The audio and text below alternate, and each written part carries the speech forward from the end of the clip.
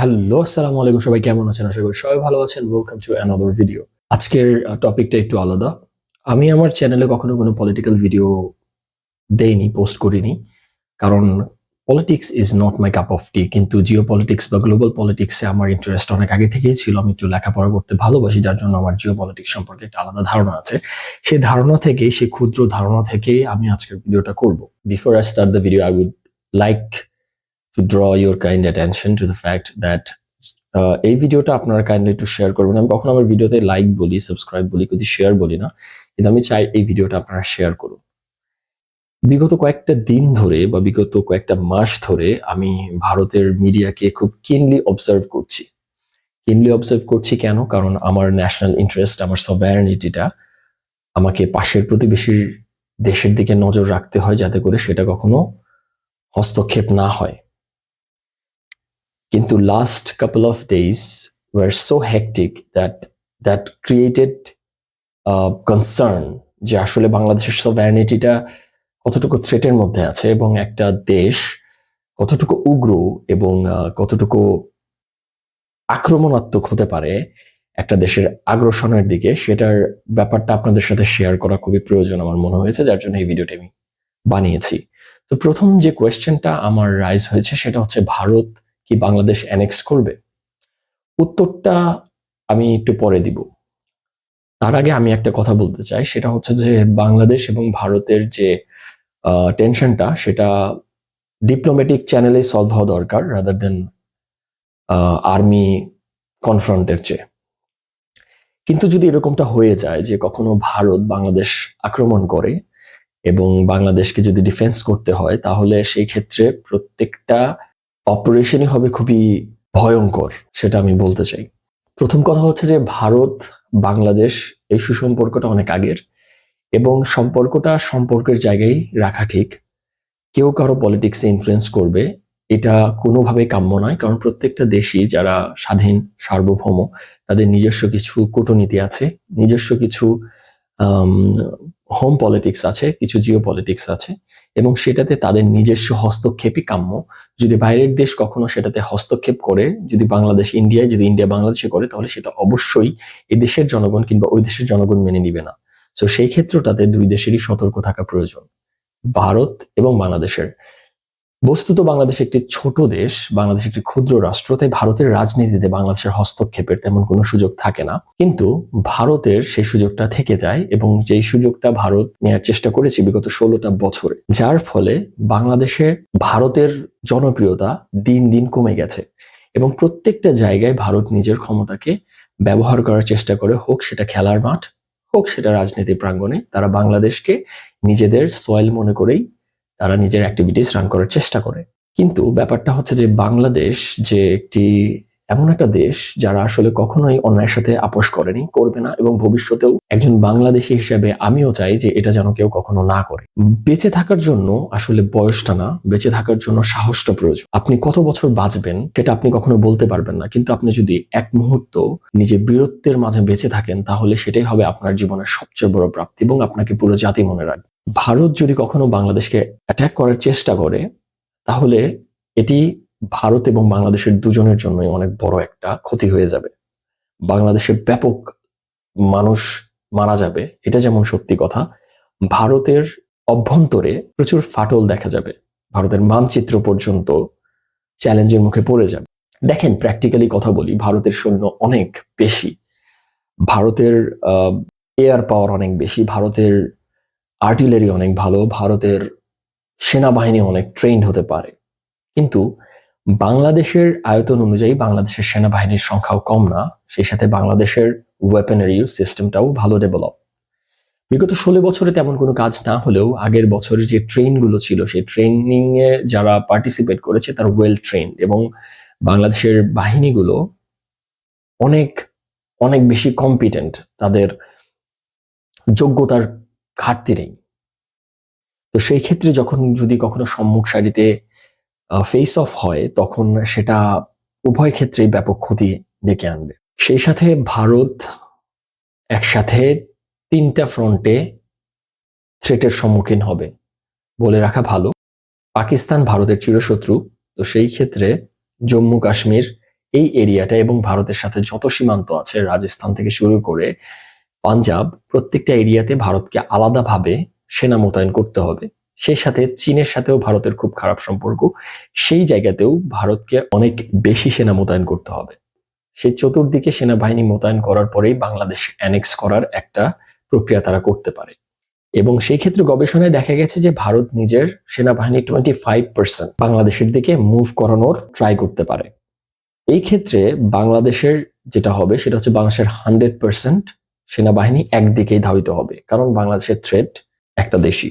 সেই সাথে বাংলাদেশের জনগণ যেহেতু অস্তিত্বের লড়াই হবে, যেখানে আমার অস্তিত্ব কিংবা আমার সার্বভৌমত্ব বাজিতে, সেখানে প্রত্যেকটা জনগণই চেষ্টা করবে নিজের জায়গা থেকে, নিজের অবস্থান থেকে সেটাকে রক্ষা করার, এবং সেটাই মানুষের দায়িত্ব। তো সেই ক্ষেত্রে লড়াইটা খুবই রক্তপিপাসু লড়াই হবে, এবং এর ফলে যদি কখনো ভারত পিছপা হয়, তাহলে ভারতের যে হ্যাজিমনিটা আছে সাউথ এশিয়াতে, সেটা একদম খর্ব হয়ে যাবে, ধ্বংস হয়ে যাবে, নষ্ট হয়ে যাবে। ভারতকে নিয়ে উপমহাদেশের সবাই হাসাহাসি করবে। তাই ভারত সর্বোচ্চ চেষ্টা করবে বাংলাদেশকে অ্যানেক্স করার, এবং সেই পথটা ভারতের জন্য অনেক কষ্টকর হবে, এটা আমি পার্সোনাল গ্যারান্টি দিয়েই বলছি। কারণ যদি কখনো বাংলাদেশে অ্যাটাক হয়, তাহলে পাকিস্তান অবশ্যই চেষ্টা চালাবে তাদের অ্যাকশন নেওয়ার, ভারতকে বিপদে ফেলতে। সেই সাথে চায়নাও পিছিয়ে থাকবে না। তাহলে মাল্টিপল সাইডে ভারতকে ফেস অফ করা লাগতে পারে, এবং সেই সুযোগে ভারতের যে বিচ্ছিন্নতাবাদী সংগঠনগুলো আছে সেগুলো পিছিয়ে থাকবে না। তারাও চাবে যে তাদের এই সুযোগে তাদের দেশটাকে অ্যানেক্স করতে, অনেকটা মিয়ানমারের মতো হযবরল হয়ে যাবে, এবং এই সাউথ এশিয়াতে একটা বিশাল বড় ম্যাসাকার তৈরি হয়ে যাবে। এখন কথাটা হচ্ছে যে তাহলে আমাদের কি করণীয়, কিংবা ভারতীয়দের কি করণীয়? মূলত ডিপ্লোম্যাটিক চ্যানেলে এই প্রবলেমটাকে রিসলভ করতে হবে। কারণ যদি কখনো এরকম কিছু হয়ে যায়, তাহলে এটার ক্ষতিটা হবে পুরো ভারতীয় উপমহাদেশের, সেই সাথে সাউথ এশিয়ার মধ্যে একটা বিশাল বড় গ্যাঞ্জাম চলে আসবে, যেটা হয়তো বছরের পর বছর থাকবে, এবং সেটা ভারতকে একদম ছিঁড়ে ছিঁড়ে খাবে। বাংলাদেশ যদি শান্ত থাকে, তাহলে ভারত শান্ত থাকবে, এটা ভারতকে রিয়েলাইজ করতে হবে যে বাংলাদেশের ভেতরে যদি এরকম টার্মোয়েল সিচুয়েশন থাকে, তাহলে যে কোনো মুহূর্তে যে কোনো কিছু হয়ে যেতে পারে। এবং সেই সাথে ভারতের মানুষদেরও একটু শুভোদয় হতে হবে যে তাদের যে অর্থনৈতিক অবস্থা বা তাদের যে পরিস্থিতি, তাতে তারা যুদ্ধ অ্যাফোর্ড করতে পারে না।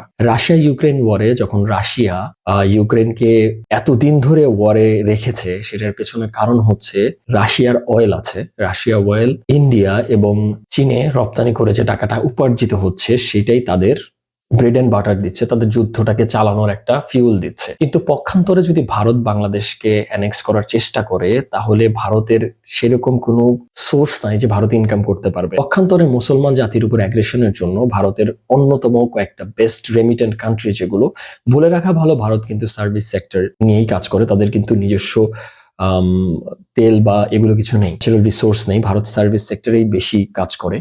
সো মুসলিম কান্ট্রি যেগুলো আছে সেগুলো তাদেরকে সরায় দিবে, কারণ তাদের ইনকামটা, ভারতের যদি টপ কয়েকটা রেমিটেন্ট কান্ট্রি দেখা যায়, সেখানে ইউএই আছে, সৌদি আরবিয়া আছে, ওমান আছে, এরকম আরব কান্ট্রি অনেকগুলো আছে।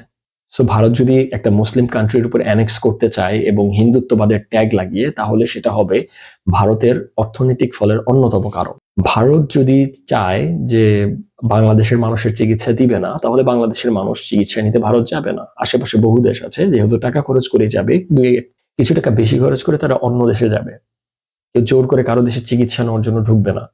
ভারত যদি বাংলাদেশে আলু, পটল, পেঁয়াজ ইত্যাদি রপ্তানি বন্ধ করে দেয়, বাংলাদেশের মানুষ এমনিতেই বেশি টাকা দিয়ে কিনে খায়, তো আরো 2 টাকা বেশি দিয়ে বাইরের দেশ থেকে কেনার চেষ্টা করবে, এটাই স্বাভাবিক। এই গ্লোবালাইজেশনের যুগে কেউ কারোর উপর নির্ভরশীল না। একটা বাজার বন্ধ হলে অন্য বাজার খুলে যায়, এটা ভারতকে বুঝতে হবে। সেই সাথে আমি বলতে চাই যে ভারত কখনো সুপার পাওয়ার হতে পারবে না। কারণ আছে, অনেকগুলো কারণ আছে, তার মধ্যে আমি কয়েকটা কারণ নিয়ে আপনাদের সাথে কথা বলবো। ফার্স্ট রিজন সেটা হচ্ছে যে ভারত অর্থনৈতিকভাবে খুবই ভঙ্গুর। ভারতের পার ক্যাপিটা ইনকাম বাংলাদেশের চেয়েও কম। যেখানে চায়নার ইনকাম 12,000 ইউএসডির উপরে, সেখানে ভারতের ইনকাম 2400 ইউএসডি। সো সেই জায়গা থেকে সুপার পাওয়ার হতে এখনো ভারতের অনেক অনেক বেশি সময় লাগবে, কম করে হলে 100 বছর লাগবে শুধুমাত্র চায়নার কাছে যেতে। এখন কথা হচ্ছে যে গ্লোবাল পাওয়ার কিংবা সুপার পাওয়ার হতে গেলে কি শুধু নিউক্লিয়ার ওয়েপেন থাকলে যথেষ্ট? তাহলে তো পাকিস্তানও সুপার পাওয়ার। সো আসলে সেটা না। একটা গ্লোবাল পাওয়ার হতে গেলে বা সুপার পাওয়ার হতে গেলে গ্লোবাল হেজিমনির প্রয়োজন হয়, যেটা আমেরিকার আছে, যেটা রাশিয়ার আছে এবং সেটা আছে চীনের। সো চীন চেষ্টা করলে একটা সুপার পাওয়ার হতে পারবে, কারণ চীনের যে ওয়েপন সেটা চীন ডেভেলপ করে, চীনের যে ডিফেন্স সিস্টেম সেটাও চীন ডেভেলপ করে, চীনের যে এয়ার ফাইটিং অ্যাবিলিটি সেটাও চীন ডেভেলপ করে। পক্ষান্তরে ভারত নিজের কোনো বিমান নেই, আর যেটা আছে সেটা প্রচুর পরিমাণ দুর্ঘটনাগ্রস্ত হয়। তারা নিজের সিকিউরিটির জন্য রাশিয়ান S-400 ইউজ করে, সেই সাথে তাদের নিজস্ব কোনো ওয়েপন নাই, যেটা একটা আছে সেটা বারবারই লক হয়ে যায় যেটা ফায়ার করলে। বাকি AK-47 সেগুলো সব রাশিয়া থেকে নেওয়া অথবা আমেরিকা থেকে কেনা। সো যাদের ইকোনমি উইক, যাদের কোনো নিজস্ব কোনো ওয়েপনারি সিস্টেমই নেই, তারা এখনো পর্যন্ত অন্য দেশের উপর নির্ভর করে, তারা সুপার পাওয়ার হবে এটা ভাবাটাই হাস্যকর একটা বিষয়। এখন কথা হচ্ছে যে যেহেতু হতে পারবে না, যেহেতু হওয়ার সম্ভাবনাটা খুবই কম, সেহেতু হেজিমনি বিল্ড আপ করার কোনো প্রয়োজন নেই। আপনারা সাউথ কোরিয়া থেকেই নিতে পারেন, যে সাউথ কোরিয়া জানে যে তারা গ্লোবাল সুপার পাওয়ার হওয়ার তাদের কোনো স্বপ্ন নাই, তারা হতে পারবে না, তাই তারা ইকোনমিতে অনেক বেশি এগিয়ে গিয়েছে। জাপান একই কথা, যে তারা জানে যে তারা সুপার পাওয়ার হতে পারবে না, তাহলে তারা কি করেছে, ইকোনমিতে ডেভেলপ করেছে। আমাদের এশিয়া মহাদেশে চীন এবং রাশিয়া ছাড়া সুপার পাওয়ার হওয়া খুবই কঠিন একটা ব্যাপার এবং না হওয়ার সম্ভাবনাটাই বেশি। তাহলে আমাদের এই সাউথ এশিয়াতে কি করা উচিত? আমাদের ইকোনমিতে কাজ করা উচিত, আমাদের ডেভেলপ হওয়া উচিত, রাদার দেন মিথ্যে জনগণকে বুঝিয়ে, জনগণকে মিথ্যে একটা প্রতিশ্রুতি দেয়া যে আমরা বিশ্বের সবচেয়ে বেস্ট কান্ট্রি, এটা বোকামি। আরো কিছু কথা বলার আছে, যেমন ধরেন যে হয়তো আমরা এই শতাব্দীতেই একটা দেশের পতন দেখব বা একটা হেজিমনির একটা পতন দেখব, সেটা অবশ্যই প্রাচ্যের, এবং তার সাথে লেগে থাকা আরেকটা দেশেরও পতন দেখব যারা অবৈধভাবে একটা দেশের জায়গা দখল করার চেষ্টা করছে। সো তাদেরও পতন হবে, এবং তাদের পতন হওয়ার জন্য ওই যে একটা পরাশক্তি, তার পতনই যথেষ্ট। সো সেই জায়গা থেকে যদি আমরা চিন্তা করি, আমরা অন্য অনেক দেশেরই পতন দেখব। তো তার মধ্যে যদি প্রতিবেশী দেশ পড়ে যায় বা ভারত পড়ে যায়, সেটার জন্য অন্যতম কারণ হবে এই দেশের মিডিয়া। যে দেশের মিডিয়ার কোনো ক্রেডিবিলিটি নাই, যে দেশের মিডিয়া শুধু প্রপাগান্ডা ছড়ায়, হোয়াটসঅ্যাপ ইউনিভার্সিটি থেকে মেসেজ পেয়ে যারা নিউজ বানায়, সেই সমস্ত আনকালচার্ড নিউজ মিডিয়ার জন্য ভারতের পতন হবে। আমি একটাই কথা বলতে চাই যে যদি প্রয়োজন পড়ে, আমরা শান্ত জাতি, অনেক কিছু হয়ে গেছে, তার মধ্যে আমরা ধৈর্যের সর্বোচ্চ পরীক্ষা দিচ্ছি, কিন্তু যেদিন ধৈর্যের বাঁধটা ভেঙে যাবে, সেই দিন পরিণামটা উভয়ের জন্য খুব ক্ষতিকর হবে। তাই আশা রাখি যে যে টেনশনগুলো হয়েছে সেগুলো ডিপ্লোম্যাটিক চ্যানেলেই সলভ হবে। India should realise that they should work with the people of Bangladesh, not work with any political party or anything like that. They should work with the people.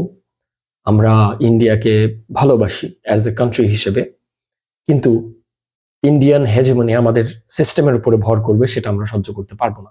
আমাদের রক্তে সেটা নেই, আমরা সেটা পারবো না। আমরা চাই একটা শান্ত রাষ্ট্র, আমরা চাই একটা শান্ত মহাদেশ, যেখানে কোনো রক্তারক্তি হবে না, যেখানে আমাদের ভেতর ভ্রাতৃত্ব থাকবে, আমাদের মধ্যে ভালোবাসা থাকবে, দুজনের কালচারের প্রতি আমাদের দুজনের সম্মান থাকবে। কিন্তু সেই জায়গা থেকে যদি সরে আসা হয়, তাহলে সেই পরিণতিটা দুজনকেই ভোগ করতে হবে। শুধুমাত্র যে বাংলাদেশ ভোগ করবে সেটা না, সেটা ভারতকেও ভোগ করতে হবে। সবাই ভালো থাকবেন, সুস্থ থাকবেন। আসসালামু আলাইকুম।